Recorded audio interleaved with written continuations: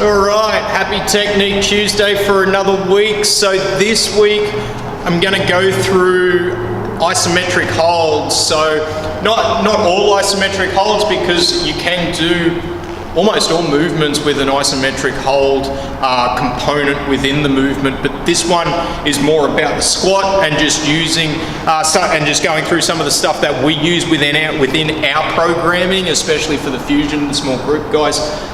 So an isometric hold is basically just holding a position while your muscles are under tension or under contraction. So, you know, one of the most common ones is just doing a squat hold. So if I'm gonna go down, I wanna maintain a nice position in the bottom of the squat. So one of the things with isometric holds, when a lot of people do them, is they do them, but they do them with really shitty position and posture, right? So what we want to do, if we're going to do even just a body weight isometric hold, we want to make sure that we're replicating that same position we would if I had 100 kilos on my back. So if I was doing tempo squats, or I was doing squats with a 3-second pause, that would be an isometric hold.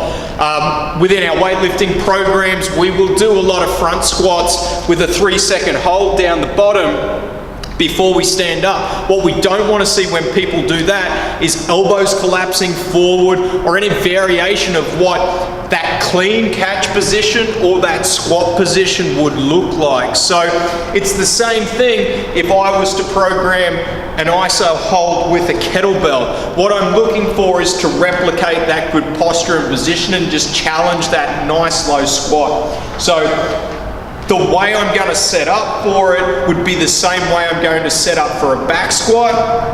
I'm just going to pick the kettlebell up. I generally get people to hold it bottoms up. You can just go hands on either side, okay? And then from there, as I squat down, I'm going to maintain that good position. I want to keep that chest up. I don't want to relax into it, get my knees on my elbows. I want to stay up, keep my glutes under tension, keep those muscles where they need to be, and then I'm going to stand up from there.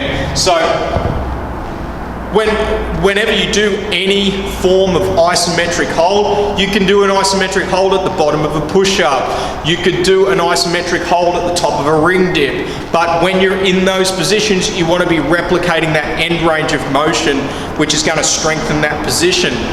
These holds for squats, especially if you're getting to the point where you're trying to just get a little bit lower, they are great for you to help increase your mobility. So hip mobility, ankle mobility, and especially the stability through those particular joints as well too. So great accessory movement for you to use within your program, but as with everything that we program or everything that you do, attention to detail is paramount. So don't sacrifice that position and posture just to add any extra weight. So have fun with those. You will probably need to do a good long stretch the next day after you do these for the first time. So see ya.